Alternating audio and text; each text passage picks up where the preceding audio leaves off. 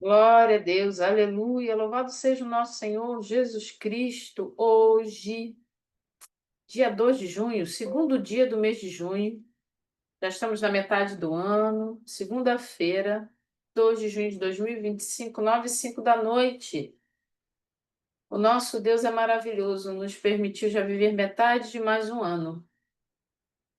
Enquanto alguns não têm tido esse privilégio, nós estamos aqui. Eu quero agradecer ao Senhor, agradecer por sua vida, você que está aqui com a gente nessa hora, ao vivo. Eu sei que não é fácil para ninguém, mas como diz a palavra, o céu é tomada à força.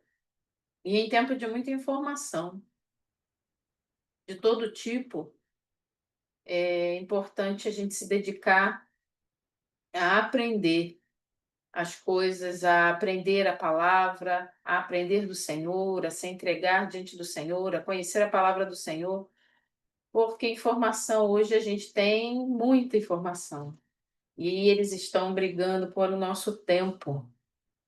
E a palavra de Deus diz para a gente que nós devemos dedicar o nosso tempo ao Senhor, entregar a nossa vida ao Senhor. Não é fácil fazer isso, a gente sabe que não é. Vivemos em tempos difíceis e muita correria, mas o nosso Deus é maravilhoso e tem feito grandes coisas na nossa vida. Eu quero agradecer você que conseguiu estar aqui, já está chegando mais gente. Glória a Deus, Bianca. Deus abençoe sua vida. Bom ter você conosco aqui. Temos aqui a Ana Paula também. Aline, glória a Deus, Aline, por sua vida. Ana Paula também conseguiu chegar. Temos gente do Brasil, glória a Deus, aleluia. Deus é bom. Quero convidar você a abrir a sua Bíblia no livro de Josué. Nós estamos no capítulo 11. Já vai ajeitando aí seu cantinho, pegando suas anotações, separando a sua caneta colorida para marcar na sua Bíblia. Eu aconselho que você faça. Eu não sei você, eu relutei muitos anos da minha vida a rabiscar a Bíblia. Mas a gente percebe que não é um só rabiscar, né? Parece que rabiscar soa assim, eu não sei para você, mas para mim soava como uma falta de cuidado. Mas hoje eu vejo que isso mostra que eu tenho me alimentado da palavra, que eu estou procurando aprender. Então, uma Bíblia que é manuseada, ela é marcada, ela às vezes tem umas orelhinhas, né? Igual eu tô fazendo com a minha aqui, a gente dá uma esticadinha nela. Tem aquela que a gente tem mais prática em manusear. Então, eu quero dizer para você, para que você faça isso. Separe um espaço, pegue suas anotações, seus notes, um caderno, uma caneta, um lápis, o que você achar melhor. Aproveite que a gente sempre coloca algumas anotações na tela. Você pode tirar um print se você estiver assistindo pelo seu telefone. Você pode também anotar na sua Bíblia. Você já deve ter percebido que a gente não lê tudo que está ali, mas nos ajuda a guiar em muita coisa. Você que conhece alguém que conhece alguém que conhece alguém, você já pode encaminhar o link aqui do nosso estudo. A sala está aberta e todos são convidados. Quero convidar você a orar. Vamos orar? Senhor Deus Todo-Poderoso, nesta noite nós louvamos o Teu nome mais uma vez, te agradecemos por cada vida, te agradecemos pela oportunidade de estarmos aqui, Senhor, aprendendo da Tua palavra. Tira de nós toda a distração, todos os pensamentos que vêm, Senhor, na nossa mente, tirando o nosso foco, tirando a nossa atenção.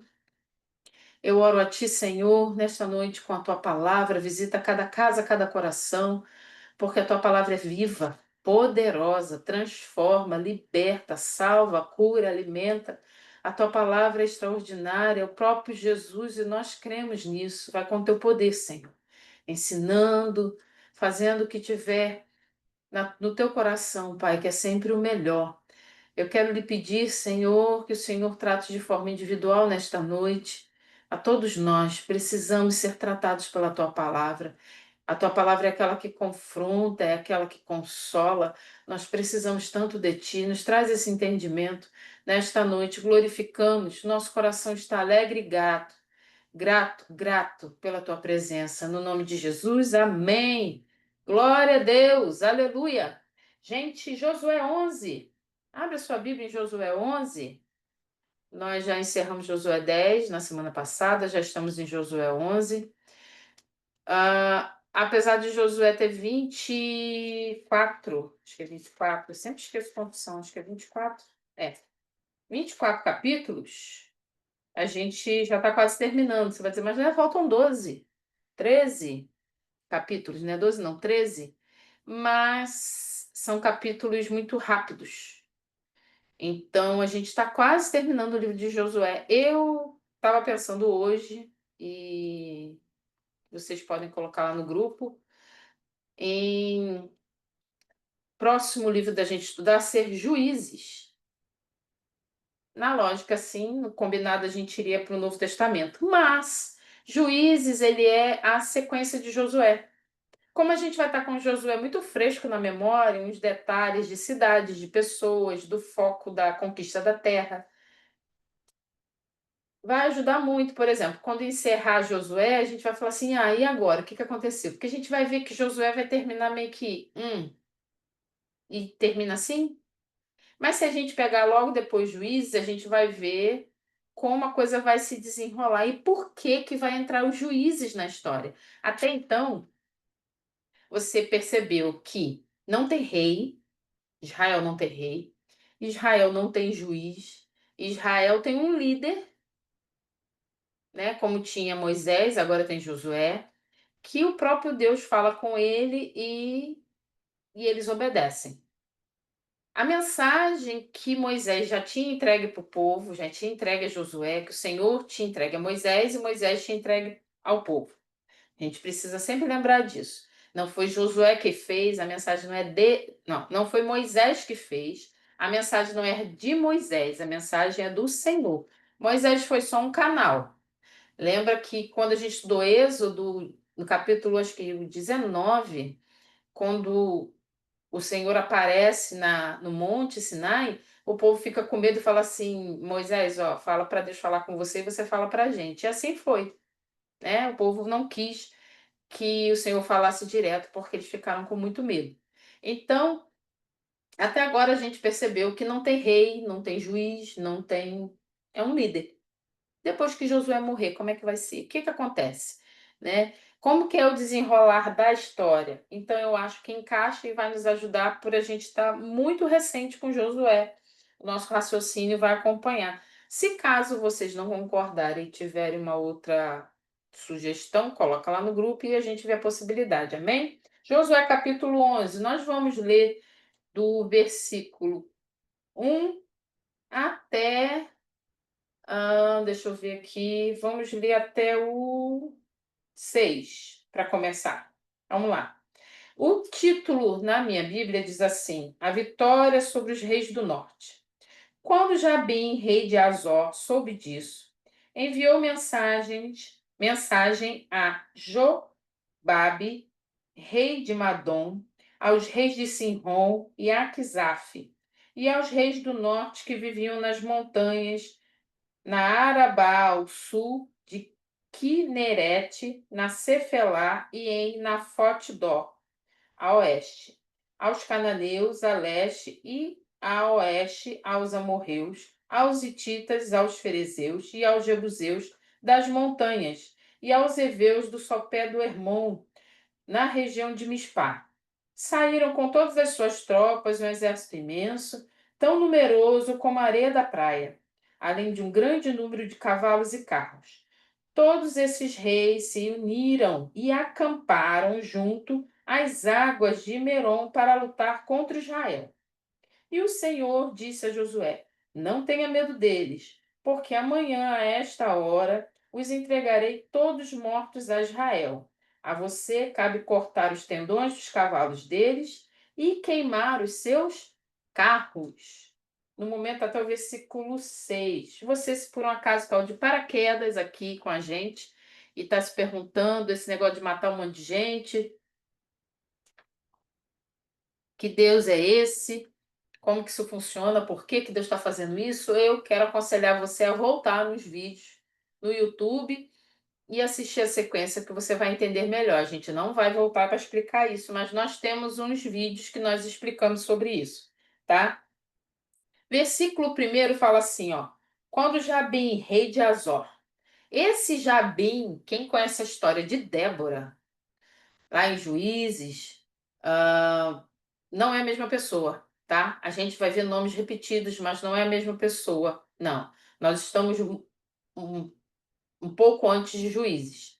Alguns anos, bastante anos antes de Juízes ainda. A conquista do norte seguiu o padrão da conquista do sul. No capítulo 10, a gente viu Israel conquistando a parte sul. O que que é sul? Ah, você tem um mapa, o globo da Terra, tá? Acima é norte, abaixo é sul. Então, o que que aconteceu? Josué conquistou a parte sul, descendo mais do mapa. Agora ele vai subir, vai conquistar o norte, subindo, cidades do norte, tá? Vai chegar as notícias para os reis das cidades que seriam as próximas a ser conquistadas. Vai ter uma convocação de aliança novamente. Vai ter a promessa de vitória que o Senhor vai dar. Vai ter um ataque surpresa de Israel contra seus inimigos. Vai ter uma perseguição e matança do exército. E vai ter conquista de cidades com matança de reis e habitantes. Isso é tudo que vai acontecer nesse capítulo 11, que é um capítulo aparentemente bem pequeno, tá? O que que acontece aqui? Jabim, rei de Azor, soube do que havia acontecido, que a gente viu aqui. O que que ele soube que aconteceu? O que que você lê aí? Seu capítulo 11, versículo 1. Quando Jabim, rei de Azor, soube disso o quê? Qual foi a notícia que chegou para esse rei? A notícia que chegou para ele foi que Israel havia conquistado Jericó e Ai, que os gibeonitas haviam feito um tratado com Israel, né, com Josué e com Israel, lá no capítulo 10.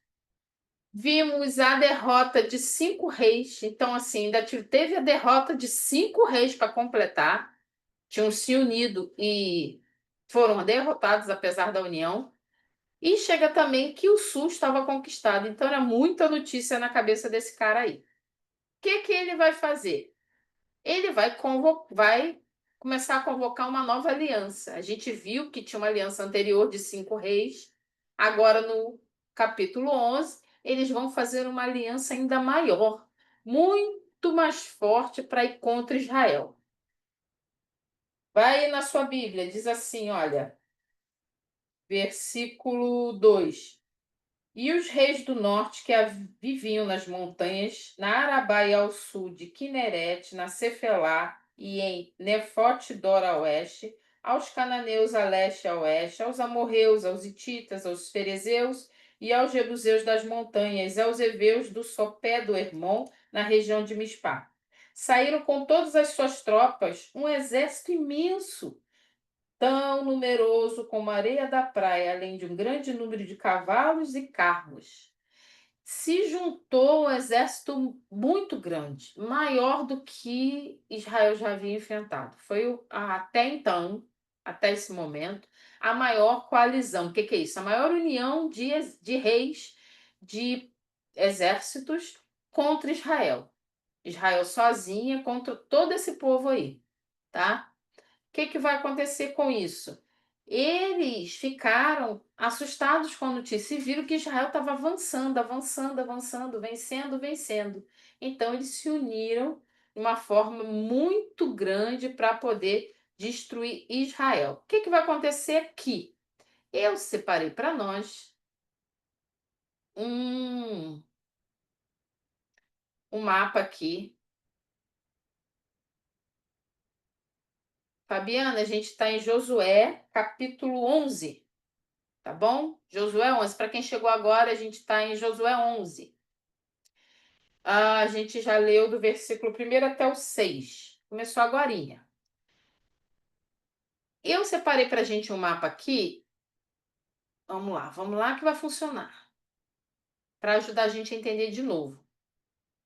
Aqui,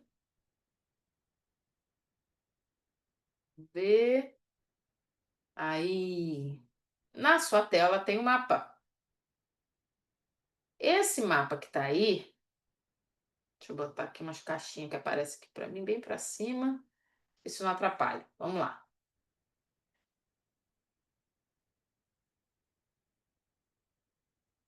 Aqui. Esse aqui que eu quero mostrar primeiro. Deixa eu puxar aqui para a gente e aumentar. Eu já havia mostrado esse mapa uma outra vez, mas eu acho que vale a pena a gente olhar novamente. Na sua Bíblia aí, Josué 11, a gente leu aqui no versículo 3, fala assim, ó: aos cananeus a leste e a oeste, aos amorreus, aos hititas, aos ferezeus, aos jebuseus das montanhas, aos heveus, no sopé de Hermon, na região de Mispá. Esse versículo 3, ele fala sobre cananeus, amorreus, hititas, ferezeus, jebuseus. O que é esse pessoal aí? Vamos lá. Não são cidades, são grupos étnicos. Vamos aumentar a tela aqui para você. Tá vendo aqui, ó? Quando você vê no mapa aqui, você tá vendo aí um verde mais claro, embaixo onde tá a mãozinha, tá assim, hititas. Dentro dessa área verde clara aí, você tem várias cidades. Debir, Eglon, Maquedá, Hebron, que a gente já estudou sobre todas essas cidades. Já vimos, inclusive, vídeos de Hebron, vimos o vídeo sobre Laquis, ou Laquis, né? Conforme a tradução. Do seu lado direito aí dos hititas, você tem escrito aí, ó, Amorreus, tá meio um roxinho clarinho. Mais em cima você tá vendo Cananeus. E tem a cidade Líbina, Azeca e Jarmute. Então são grupos étnicos que viviam nesses lugares.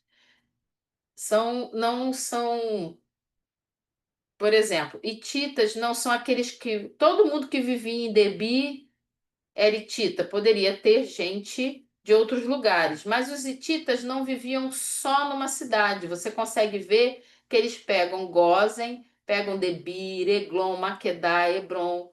No caso dos amorreus aqui à sua direita, mais acima os cananeus, eles pegam Líbina, Azeca, Jarmute.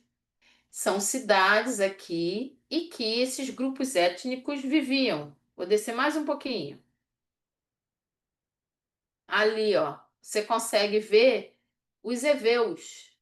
Tinha heveus em Betel, em Gibeão, em Sefira, em Kiriat Jearim. Tinham heveus nesses lugares. Então, vou aumentar um pouquinho mais.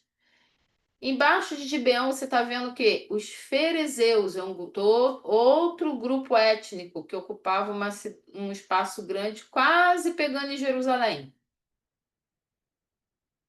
Vamos ver se a gente tem mais gente lá em cima. Subindo, a gente sabe que é ao sul. Ao sul não, ao norte. Desculpe, gente, ao norte. Então, mais uma vez, a gente consegue entender aqui que aqueles eus, nome que termina com eus, né? Jebuseus, cananeus, heveus, que a gente lê na Bíblia, os amorreus. Nossa, tanto eus esse que Deus falava com Abraão que iria dar. Essa área onde viviam esses povos, eram grupos étnicos. Eu não sei vocês, mas eu gostei muito de aprender isso, porque eu pensava que eram lugares, entendeu? Tipo, os brasileiros, vai entrar e vai conquistar a cidade ali, o local, o país onde tinham os brasileiros, onde estavam só os brasileiros, mas a gente vê que não é, são cidades que tinham vários grupos étnicos. Então, o que Deus tinha prometido eram áreas que eram ocupadas por esses povos. Tem mais outro detalhe aqui, que é a campanha do norte de Josué. Vou botar aqui em português. Acho que isso aqui é português, é. Porque tem inglês e português aqui, eu vou botar em português. Vamos ver se essa setinha funciona. É isso. Tá funcionando, glória a Deus. O que é isso aqui? Esse aqui é toda essa parte que a gente vai ver agora, os reis do norte, a campanha do norte, a área do norte. Lembra que eu falei que ele está subindo? Ó, Gilgal. Onde é Gilgal? O que é Gilgal? Quem está aqui com a gente do começo, do estudo de Josué, ou quem esteve pelo menos nos 3 últimos encontros nossos, viu que Gilgal era uma cidade aonde Israel acampava. Quando Israel sai, liderado por Josué, para conquistar os lugares do norte, ó, subindo o mapa, eles vão sair aqui de Gilgal tá? Onde você vê aí, ó, passei, é um lugar perto de Jericó, onde os israelitas estabeleceram seu primeiro acampamento depois de atravessar o Jordão. Eles, quando avançavam, eles retornavam, eles avançavam, venciam a batalha, conquistavam o lugar e retornavam para Gilgal, que era o acampamento. Avançava, conquistava, retornava para Gilgal. Por que isso? A gente vai ver mais na frente que todos esses lugares conquistados e outros que ainda vão estar por ser conquistados serão distribuídos pelas tribos. Então eles não avançavam, saíam aqui de Gilgal, por exemplo, aí subiam aqui, vamos pegar aqui um lugar, tá? Conquistava, deixa eu aumentar um pouquinho aqui, saiu lá de Gilgal, aí tá indo para o norte. Estão lá na batalha, aí conquistou Azor aqui. Aí já vão pegar e se estabelecer nesse lugar aqui. Não era assim que acontecia. Eles retornavam para Gilgal. Por quê? O Senhor havia dado a Moisés a relação da herança de Israel. O que que é isso? Como se fosse um testamento, tá? Acompanha aí. Como se fosse um testamento que Deus tivesse já deixado pronto. Após a conquista, eles iam edificar a sua vida naqueles lugares. Esse testamento, essa herança, estava escrita, por exemplo, aonde está a cidade de Azó será de Judá, da tribo de Judá. Estou chutando, tá, gente? Mas na frente a gente vai ver de quem é. Mas aqui é só para a gente entender. A cidade de Sinrom vai pertencer à tribo de Benjamim. Deus falou quem ia ficar com o quê. Não foram eles não eram eles que iriam decidir. Então, por isso que eles avançam para conquistar todo mundo junto.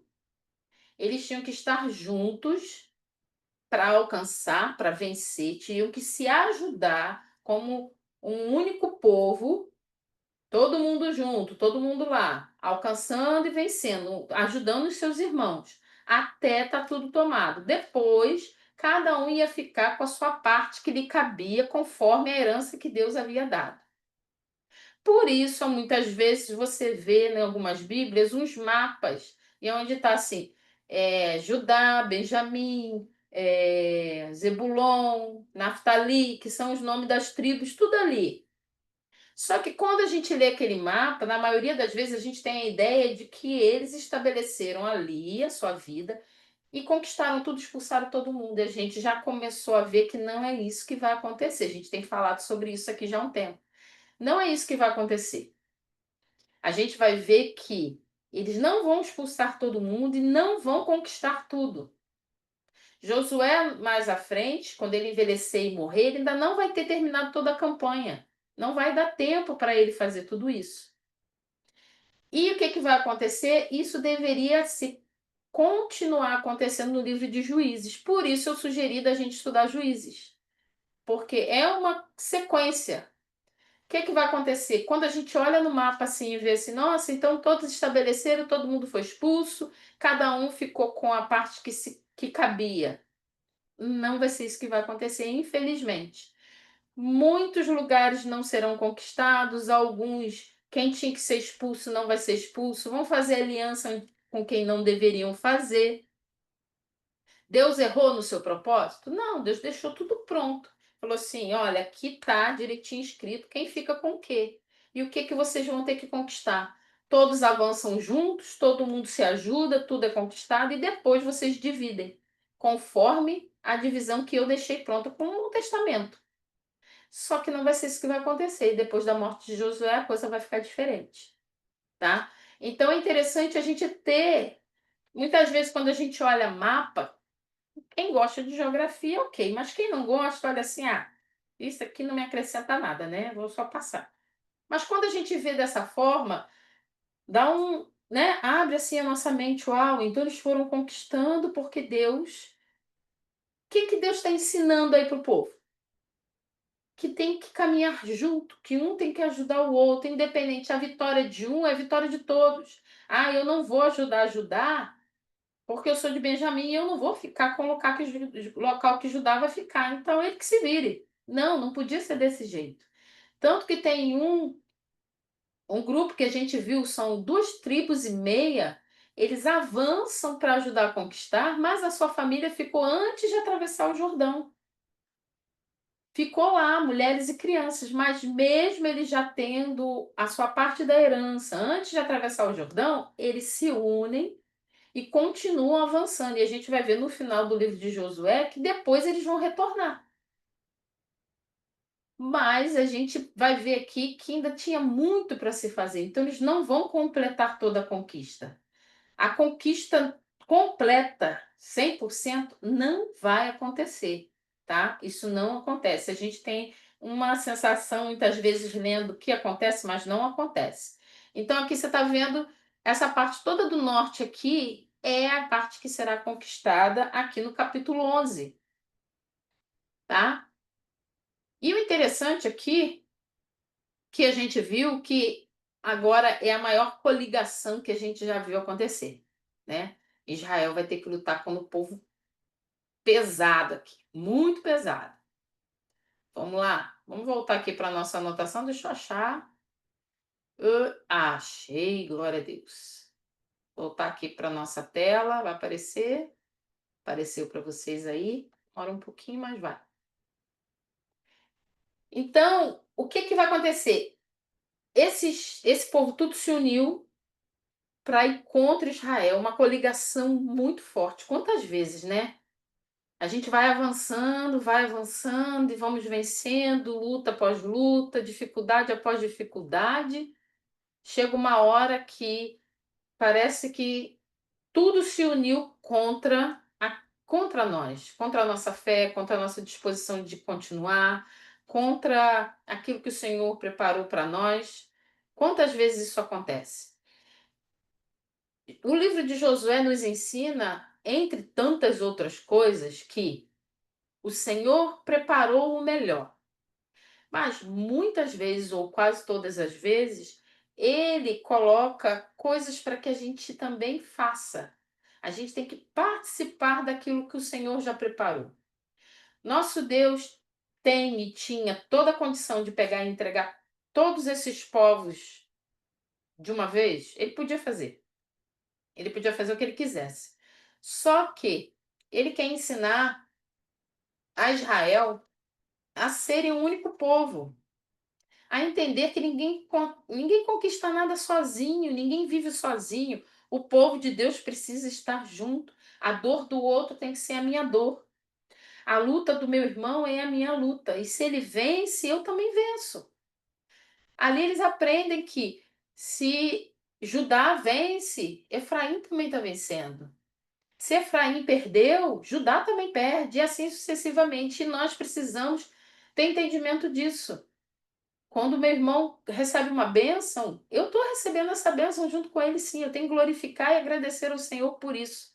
E tenho que estar junto. Quando se junta exército de oração por nossa causa, quantas e quantas vezes a gente já falou sobre isso, intercessores, pessoas que oram conosco, que jejuam conosco, eles estão ali junto por nossa vitória, se alegram com a nossa vitória e não olhar assim egoísta para dizer assim, eles não ganharam nada com isso. Não ganharam muito com isso. O Senhor sempre abençoa aqueles que intercedem, que oram.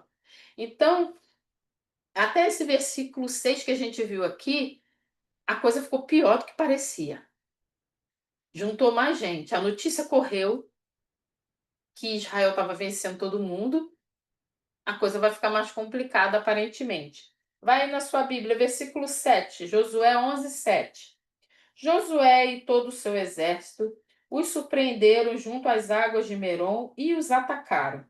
E o Senhor os entregou nas mãos de Israel, que os derrotou e os perseguiu até Sidom, a grande, até Misrefote-Maim e até o vale de Mispá a leste. Eles o mataram sem deixar sobrevivente algum. Eles vão continuar avançando e vão, aparentemente, pelo que a gente viu aqui, pegar o povo de surpresa. Uma surpresa, porque Israel não tinha carros, não tinha cavaleiros, não tinha nada. Olha o que que Deus fala aqui no versículo 6, ó. E o Senhor disse a Josué: Não tenha medo deles, porque amanhã, a esta hora, entregarei todos os mortos a Israel. A você cabe cortar os tendões dos cavalos deles e queimar os seus carros. Primeira coisa que a gente consegue perceber claro aqui: a oposição a Israel, além de ser muito maior, a própria Bíblia que falou, né, que eram muitos, e faz até assim como a areia da praia, quer dizer, eram muitos, e faz aquele exagero que a gente já está acostumado aqui no livro de Josué.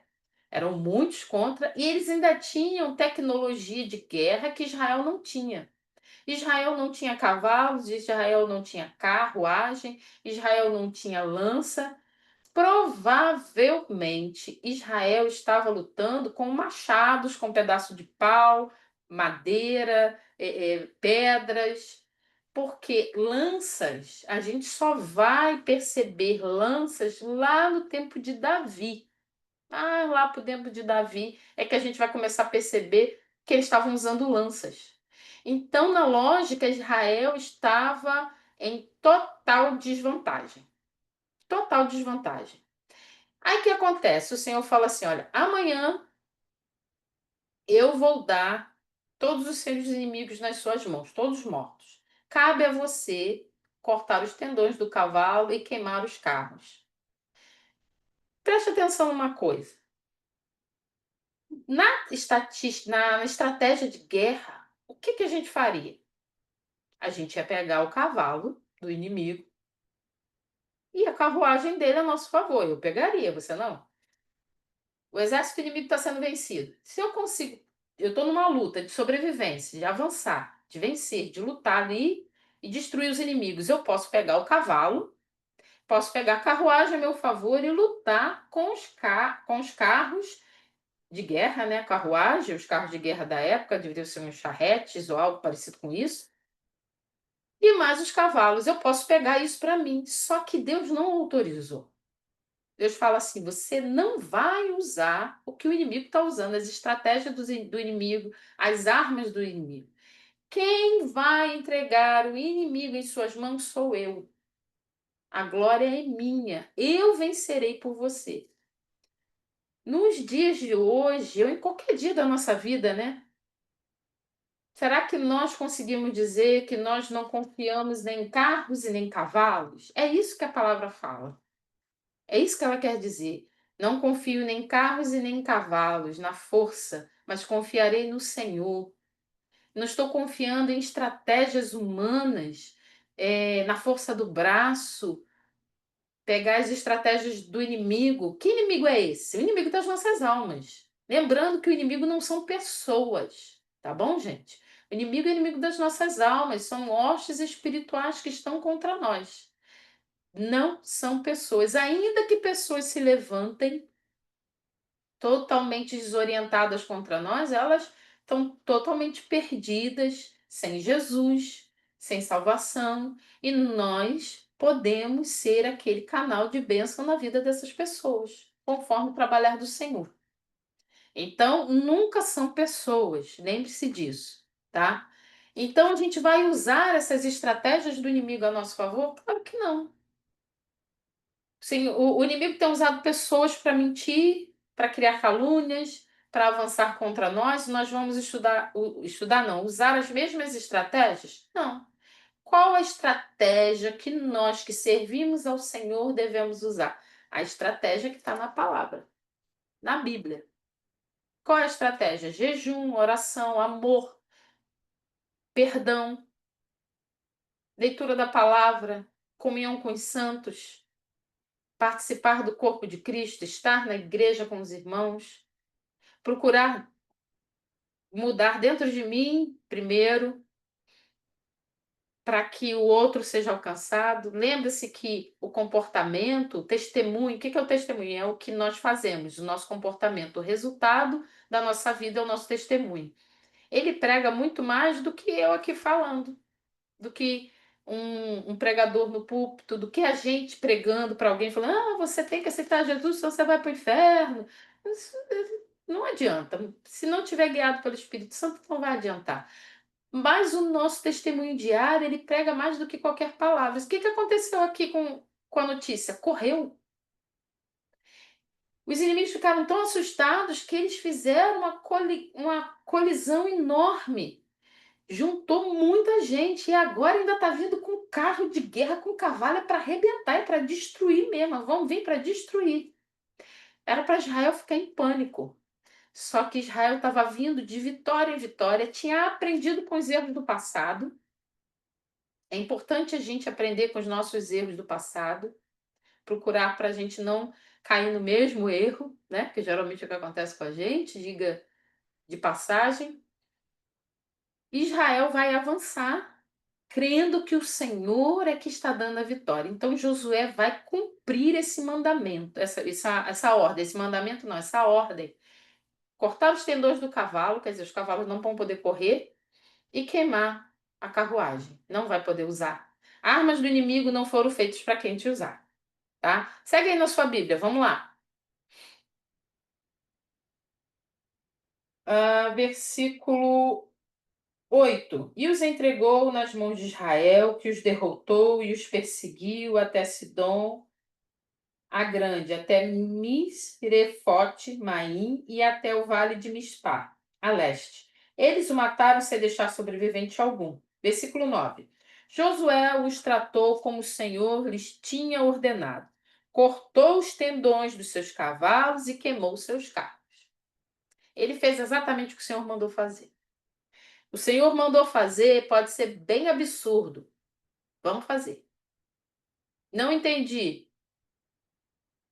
Quantas vezes o Senhor mandou a gente fazer alguma coisa, a gente fala, não estou entendendo. O Senhor vai falar assim, mas não é para entender, é para obedecer. Tem vezes que ele até pode explicar, mas às vezes ele não vai explicar, só vai mandar a gente fazer. Algumas vezes lá na frente, a gente vai lembrar e vai falar assim, ah, agora faz sentido. Agora eu estou entendendo. Mas vão haver situações em que a gente não vai entender. O Senhor não vai nos esclarecer. Mas a vitória já vai estar nas nossas mãos e o Senhor já vai estar sendo glorificado. Versículo 10. Na mesma ocasião, Josué voltou, conquistou Azor e matou seu rei à espada. Azor tinha sido a capital de todos esses reinos. Eram vários reinos. Ele volta para essa cidade e conquista Azor. Versículo 11. Matou a espada todos os que nela estavam. Exterminou-as totalmente, sem poupar nada que respirasse, e incendiou Azor. Mais uma vez, você tem dificuldade para entender esse exterminar todo mundo, matar todo mundo? Volta uns 3 ou 4 vídeos lá no YouTube, nosso canal no YouTube, que a gente explica sobre isso, tá? Versículo 12. Josué conquistou todas as cidades e matou à espada os reis que as governavam. Destruiu-as totalmente, como Moisés, servo do Senhor, tinha ordenado. Contudo, Israel não incendiou nenhuma das cidades construídas nas colinas, com exceção de Azor, que Josué incendiou. Os israelitas tomaram posse de todos os despojos e dos animais dessas cidades, mas mataram todo o povo à espada até exterminá-los completamente, sem poupar ninguém. Tudo que o Senhor tinha ordenado a seu servo Moisés, Moisés ordenou a Josué, e Josué obedeceu sem deixar de cumprir nada de tudo que o Senhor tinha ordenado a Moisés. Aqui está a chave da conquista. Como que Israel, sem lança, sem espada, sem cavalo, sem carruagem, sem carroça, sem soldados, sem nada, conseguiu vencer uma colisão tão grande, uma união tão grande de reis? Na obediência. Gente, não tem segredo. A gente, eu não sei, sabe? Vocês, eu vou falar por mim. Tem mania de criar dificuldade. Não, mas deve ter um segredo. Deve ter um pulo do gato, deve ter alguma coisa a mais que eu tenha que fazer, não é possível. Eu tenho que jejuar 7 dias direto, sem parar. Eu tenho que ficar sem falar. Eu vou, sei lá, eu vou fazer algo extremo para eu poder vencer. Se o Senhor não mandou fazer, não adianta inventar. O que que nós temos que fazer? Obedecer. Esse é o nosso trabalho. Além de obedecer, nosso trabalho é descansar. Cumprir a ordem do Senhor e depois descansar. Porque Ele vai cumprir o que Ele prometeu.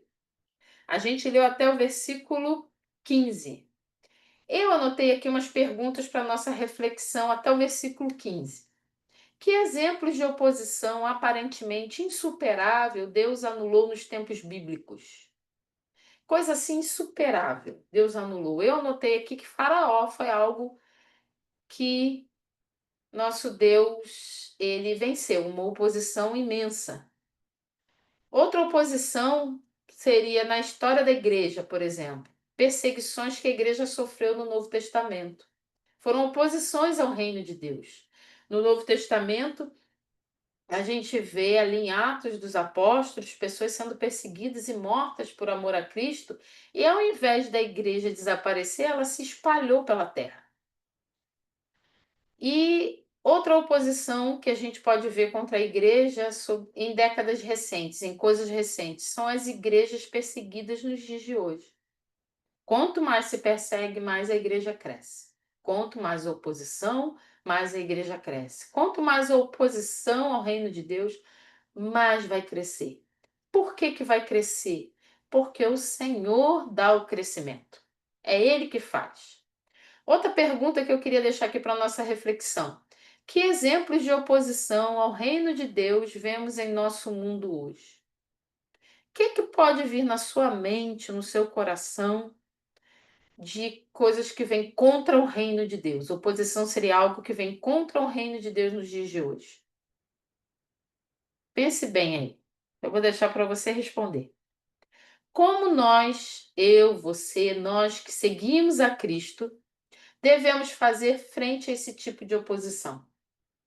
Oposições a gente vê hoje, oposição da sociedade, oposição em relação à repulsa contra os cristãos, contra Cristo.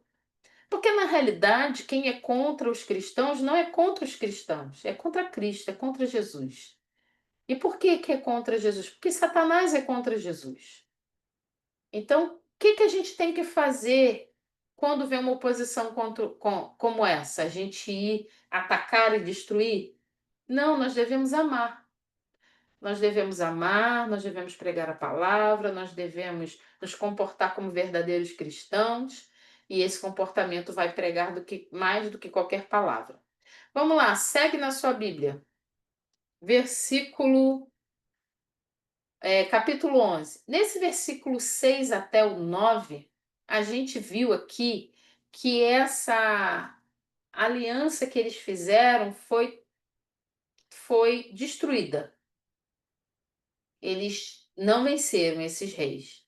Mas o Senhor, ele mostra que independente de qualquer aliança, a aliança dele é muito maior. O inimigo pode fazer alianças contra nós. O inimigo faz alianças contra nós. Mas quando ele luta contra Cristo, ele não tem como vencer. É impossível vencer. A promessa que Deus fez a Israel aqui, ela estava fundamentada em que ordem?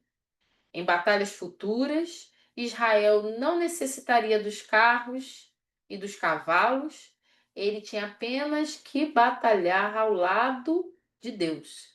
Vai em 2 Samuel capítulo 8. Sai um pouquinho de Josué, marca aí Josué que a gente vai voltar, tá? Põe uma caneta, igual eu vou botar aqui, uma coisa qualquer aí para marcar, e vai lá em 2 Samuel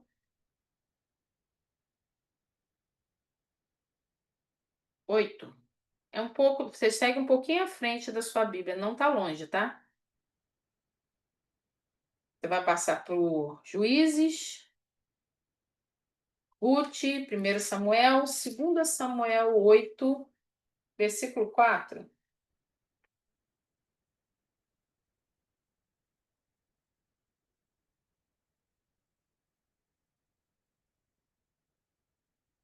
2 Samuel 8,4 fala. Capítulo 8 de 2 Samuel fala sobre as vitórias de Davi, as vitórias militares. Ele teve muitas. E aqui, olha o que que Davi alcançou aqui, o que que ele se apossou. 8,4. Davi se apossou de 1.000 dos seus carros de guerra, 7.000 cavaleiros e 20.000 soldados de infantaria. Ainda levou 100 carros, 100 cavalos de guerra e aleijou todos os outros. Mostra Davi vencendo batalhas imensas, que o Senhor vai dar vitória nas mãos dele. Volta lá, antes de Josué, vai lá em Deuteronômio 17. Deuteronômio é o livro anterior a Josué, tá? Deuteronômio 17, versículo 16. Deuteronômio 17, 16 diz assim: Esse rei, porém, não deverá adquirir muitos cavalos, nem fazer o povo voltar ao Egito para conseguir mais cavalos, pois o Senhor lhes disse: Jamais voltem por este caminho. O que está falando aqui em Deuteronômio 17, 16? É algo interessante para a gente já ir guardando no nosso coração aqui. A gente seguindo o estudo em Juízes, e a gente vai ver que lá em Reis, em Samuel, principalmente quando os reis assumirem, né? Davi assumir, Samuel não, Salomão e o livro de Reis e de Crônicas, a gente vai perceber que uma coisa que os reis vão desobedecer de cara é acumular carros de guerra e cavalos. A gente pensa assim, ué, mas o rei tem que ter o seu exército. Só que lembra que quem vive com Deus anda na contramão do mundo? Isso aqui, o capítulo 17 de Deuteronômio, no versículo 14 até o 20, do 14 ao 20, fala assim: os decretos do rei. Deus já estava deixando claro como cada rei deveria se comportar e o que ele poderia fazer. E aqui no versículo 16, o Senhor deixa claro assim: esse rei, porém, não deverá adquirir muitos cavalos, nem fazer o povo voltar ao Egito para conseguir mais cavalos, pois o Senhor lhes disse: jamais voltem por este caminho. Eles não poderiam acumular cavalos, carros de guerra. Por que isso? Porque quem daria a vitória era o Senhor. É Ele que vai dar a vitória.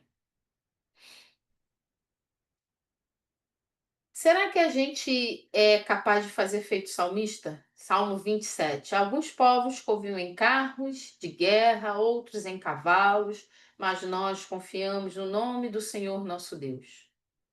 Será que a tecnologia e os métodos têm diminuído a nossa fé em Deus diante das missões que Ele tem requerido de nós, na família, no trabalho, na igreja e na sociedade? Será que essa tecnologia e os métodos, por que que acontece? Você vai falar assim, não estou entendendo essa pergunta. Tecnologia que a gente usa às vezes até extremo, exagerados, né? Recursos exagerados e esquecemos que não é por shows pirotécnicos, não é por muitas luzes, não é por muitas novidades que as almas das pessoas serão conquistadas. Quem convence do pecado, da justiça e do juízo é o Espírito Santo, não é a tecnologia.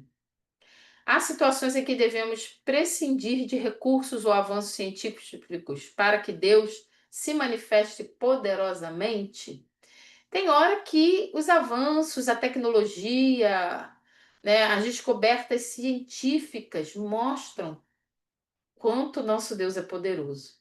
Mas a gente se firma nisso? Não. A ciência só prova que Deus é poderoso. Só mostra cada vez mais do que ele é capaz. Como podemos servir ao Senhor de tal modo que nossa fé e a de outros não dependam da sabedoria humana, mas do poder divino? O que acontece? Nós estamos aqui estudando a palavra. É importante a gente estudar a palavra. É importante a gente entender essas coisas, onde está aqui, onde está ali. Mas nunca a sabedoria humana vai exceder o poder de Deus.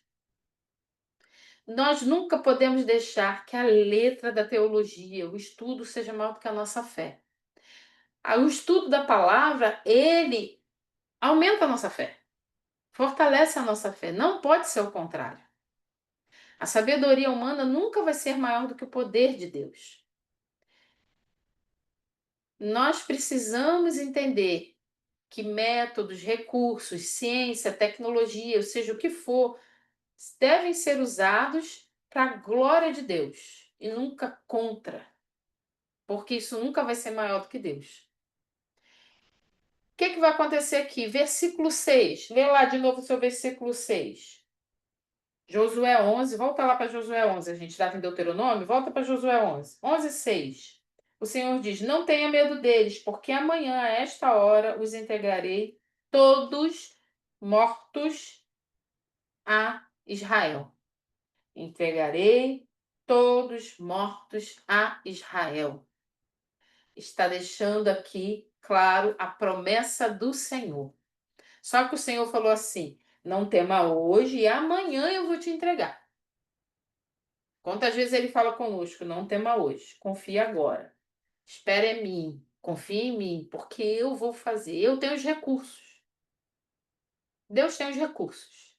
E uma outra notícia: se não houver recursos, ele vai criar os recursos.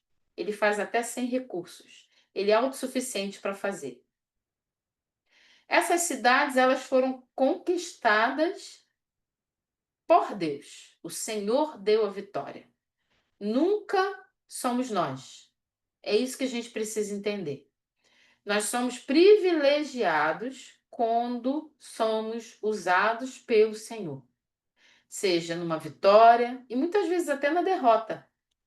A gente viu que Israel aprendeu com a derrota em Ai, porque havia pecado escondido. Quando o pecado foi retirado, entenderam que não adianta esconder do Senhor porque Ele está vendo.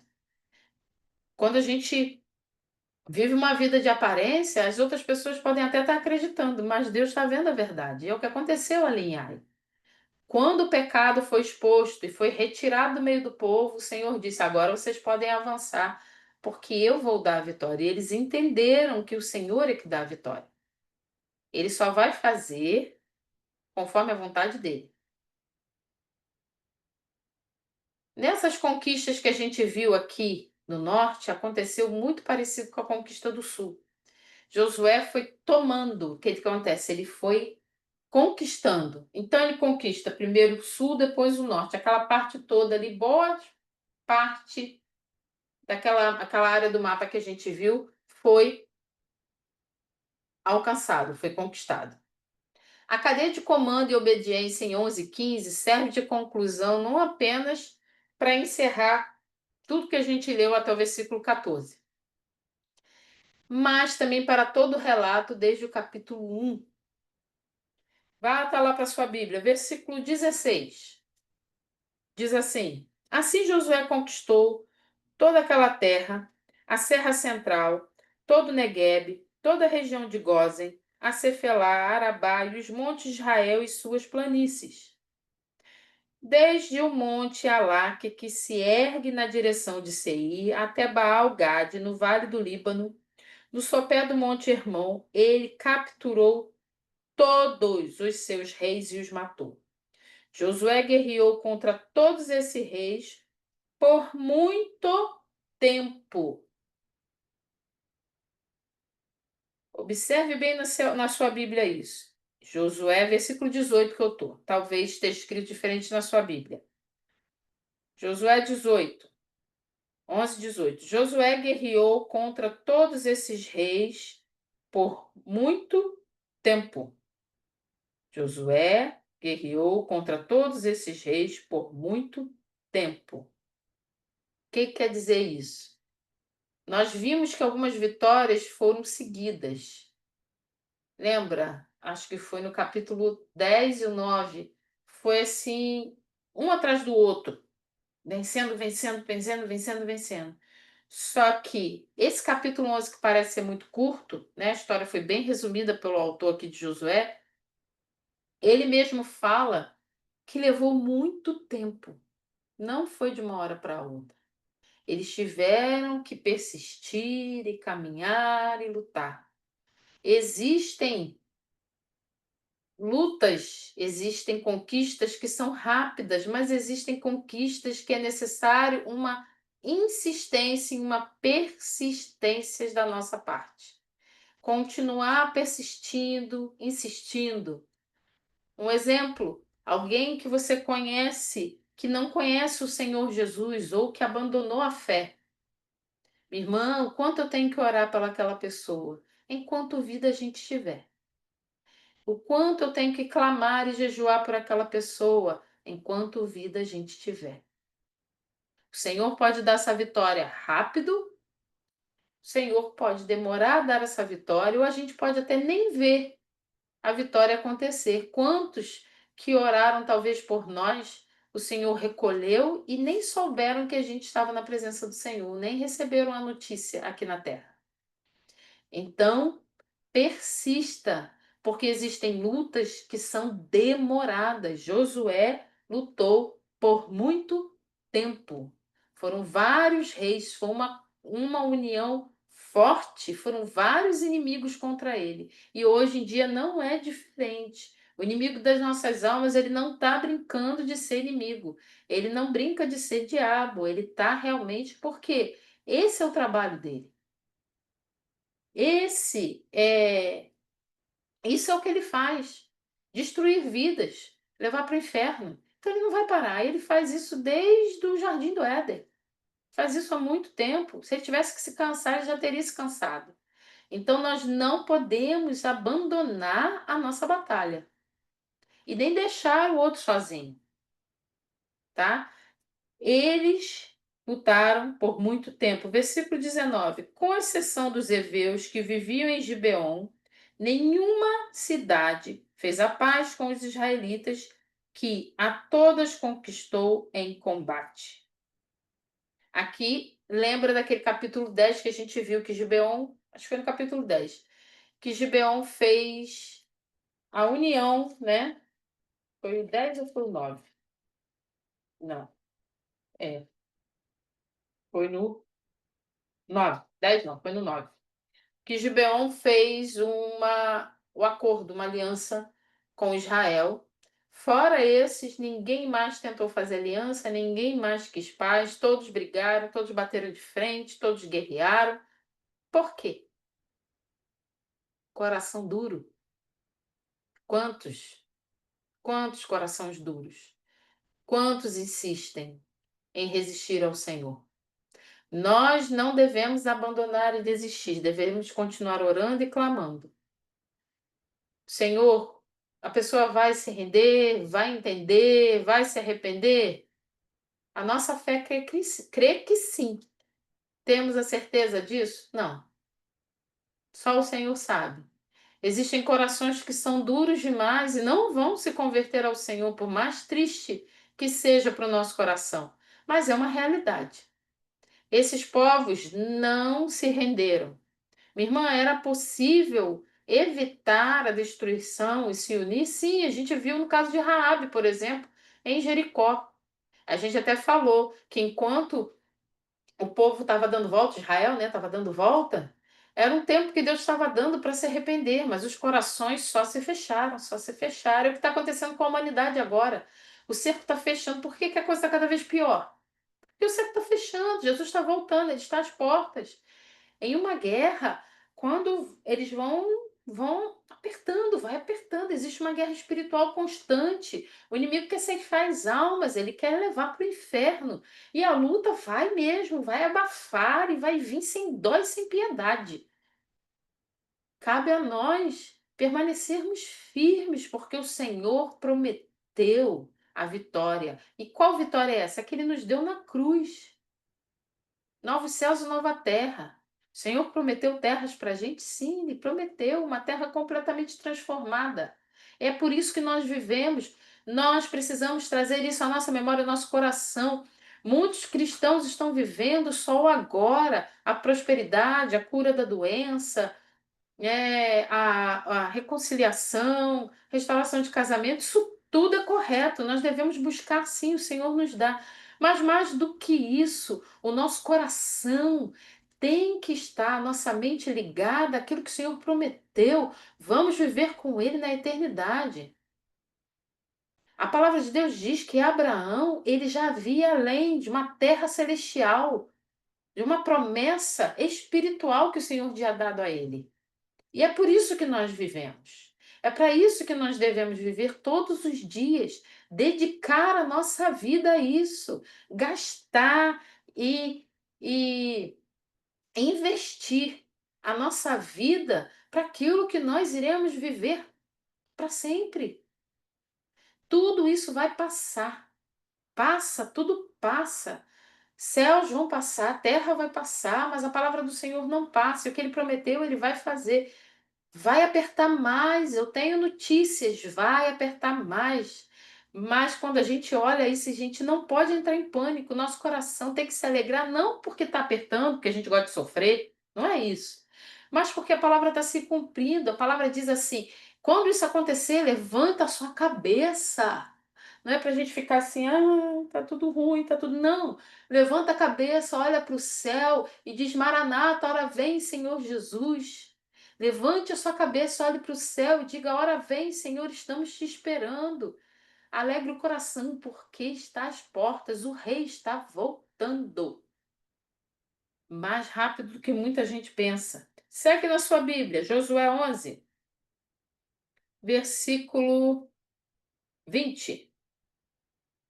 19, né? A gente leu até o 18, 19. Com exceção dos heveus que viviam em Gibeon, nenhuma cidade fez a paz com os israelitas, que a todos conquistou em combate. Versículo 20. Pois foi o próprio Senhor que lhes endureceu o coração para guerrearem contra Israel, para que ele os destruísse totalmente, exterminando-os sem misericórdia, como o Senhor tinha ordenado a Moisés. Essa parte aqui que fala assim, o próprio Senhor endureceu o coração, traz a memória lá de Faraó, lembra? Que o próprio Senhor endureceu. Ele primeiro se endureceu o coração e o Senhor endureceu mais. Ele inicialmente não quis e o Senhor manteve aquilo. Esse versículo 20 traz também para a nossa memória o que vai acontecer e que já está acontecendo. O ser humano vai ter cada vez mais o coração endurecido contra Deus. A verdade já não é mais verdade, lembra? O que é óbvio não é mais tão óbvio. Família já não interessa. Casamento, para quê? Pais e filhos, não tem necessidade. Filhos e pais, para quê? Respeito, união, amor. E não precisa, cada um por si. Hoje a gente vive na exaltação do que é fake, né? Do que é falso, do que aparece na tela, exaltando algo intocável, inatingível. Inatingível para a maioria das pessoas. E o coração do ser humano vai endurecer. Paulo disse que vai chegar um ponto que vão ter coceira nos ouvidos e ranger os dentes quando a gente falar do Senhor. Quantos a gente vê fazendo assim, com ódio? Se você falar que Jesus te ama, uma frase tão simples, a pessoa quer te agredir. Mas isso é cumprimento da palavra. O coração endurecido, o amor de muitos esfriará. De tamanha será a iniquidade. A iniquidade está cada vez mais aumentando e o amor está esfriando. O Senhor está endurecendo o coração que já está endurecido. Por isso a gente vê tanta tragédia acontecendo em Apocalipse, a gente vê tantas taças, tanta ira. E a gente olha assim e vê que isso como um juízo divino também, mas também é uma oportunidade de arrependimento, de correr para o Senhor, nem que seja porque está em pânico. Existe uma solução, existe um escape ainda. Enquanto a vida, há esperança no Senhor. Enquanto a vida, nós podemos nos arrepender. Segue aí, versículo 21. Naquela ocasião, Josué exterminou os anaquins dos montes de Hebron, de Debir e de Anabe. De todos os montes de Judá e de Israel, Josué destruiu totalmente e também as suas cidades. Nenhum Anaquim foi deixado vivo no território israelita. Somente em Gaza, em Gate e em Asdod é que alguns sobreviveram. Esse versículo 21 e 22 aí é interessante a gente prestar um pouco de atenção. O escritor diz que Josué exterminou os Anaquins. Esse povo chamado de Anaquins também eram conhecidos como gigantes da época, eram pessoas muito grandes. Eram grandes guerreiros, tá? Eram grupos étnicos que eram conhecidos como gigantes. Diz que ele exterminou os que estavam no Monte Hebron, Debir, Anab, todos os montes de Judá e de Israel. Josué destruiu totalmente também suas cidades.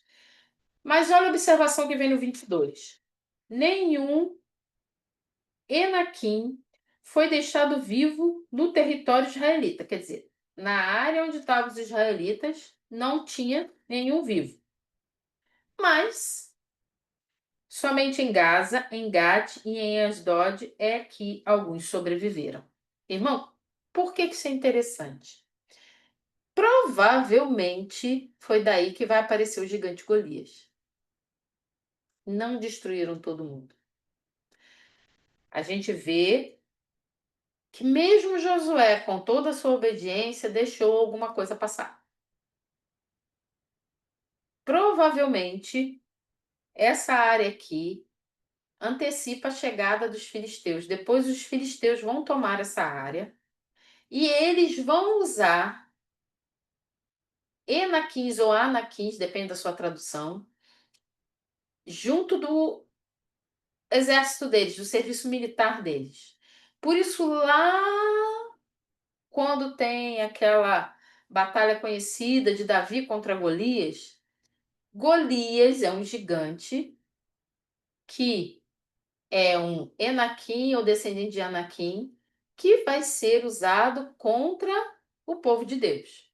Davi chega para lutar contra ele. Esse Golias, ele era um filisteu? Não, ele estava sendo usado pelos filisteus contra Israel.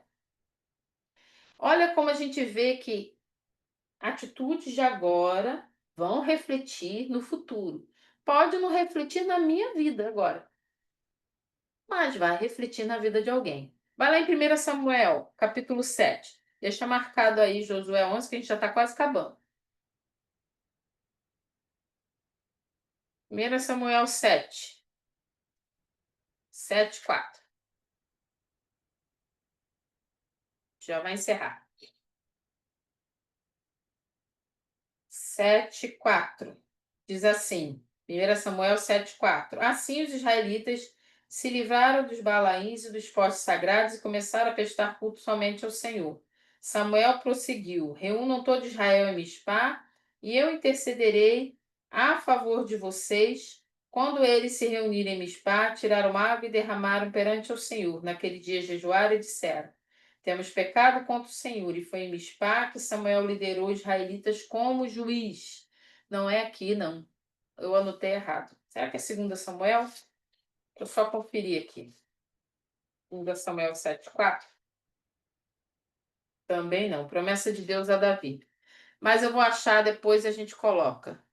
Mas todo mundo aqui conhece a história de Golias. Isso aí eu e as minhas anotações, gente. Eu vou conferindo os versículos, vou anotando e eu erro nas anotações, porque muita coisa aqui não é Ctrl+C, Ctrl+V, então vocês me desculpem.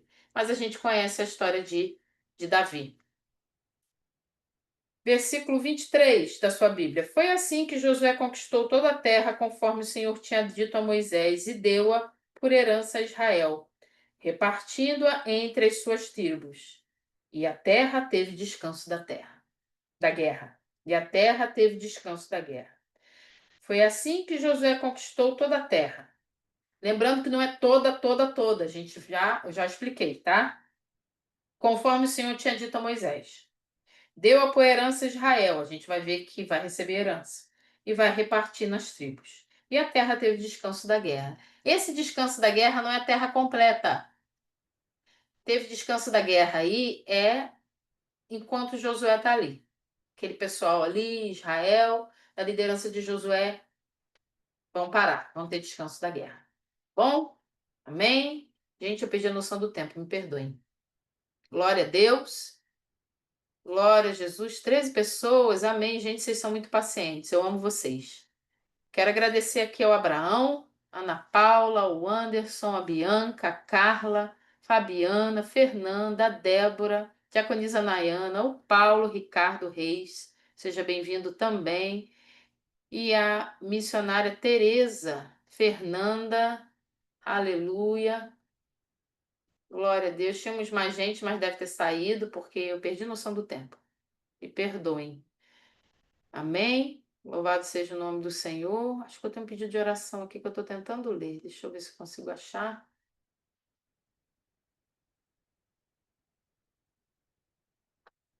Aleluia. Glória a Deus. Amém. Vamos orar e agradecer ao Senhor.